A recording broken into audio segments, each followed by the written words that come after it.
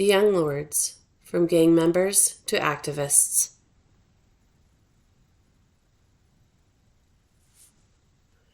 The Young Lords were initially a young Puerto Rican Latino gang in Chicago, established in 1959. They were known for their criminal activity, wars with neighboring gangs, and walking the youth in their neighborhood to and from school for protection. Their leader, Jose Chacha Jimenez, was jailed in 1968. While in prison, he was inspired by the Black Panther Party and its philosophy. He borrowed books from the prison library about Malcolm X. He learned more about the role of nonconformists and their work to make America more democratic by upholding the ideals and doctrine of our country's forefathers.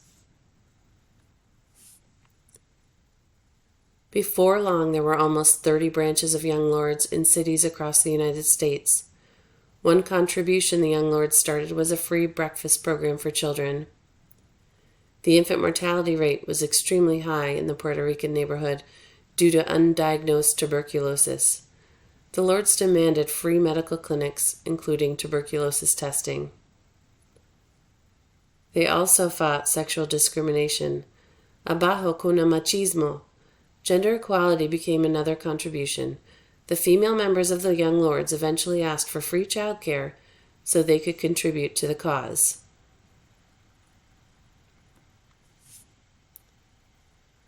Like the previous generation of civil rights activists, the Young Lords wanted to build and control their communities. They wished to correct past injustices. They wanted their children's education to reflect their culture rather than oppress it. They yearned to shed a positive light on the Latino culture.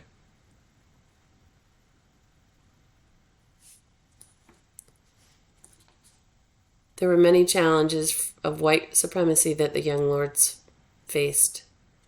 For economic, the Puerto Rican community struggled to find sustainable work. If they found jobs, they were low-paying and the least desirable.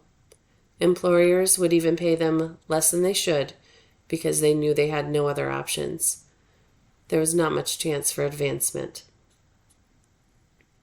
Some cultural challenges for the Latino community were that they were cordoned off in the worst areas of the city. Their living conditions were overcrowded and surrounded by rubble-filled vacant lots. Broken glass covered the neighborhood, and the smell of hot, rotting garbage was ever present. City garbage trucks would drive through the neighborhood to get from one affluent community to another, but not stop and remove the debris and rancid trash from the Young Lords in the neighborhood. This led, eventually, to the garbage offensive.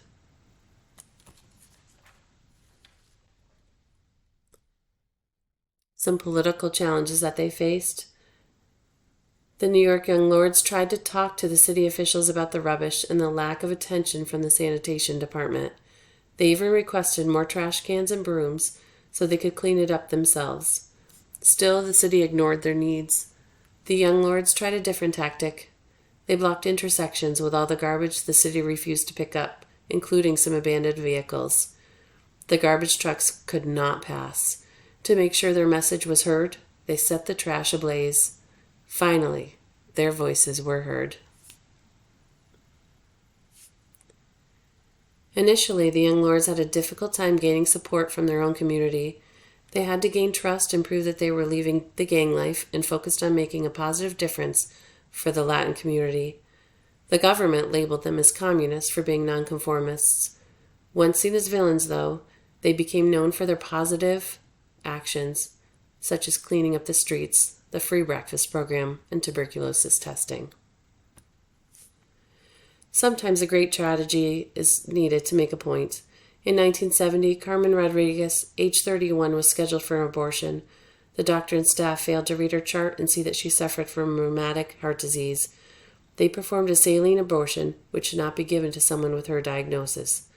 This put Carmen into a coma, and she died. The Young Lords charged the city with murder and created the first draft of the Patient Bill of Rights, which is in place nationwide. Today, the Patient Bill of Rights has evolved and remained required. The garbage offensive had an impact on the nation and may have inspired Earth Day. Today's schools still offer a free breakfast and free or reduced lunch.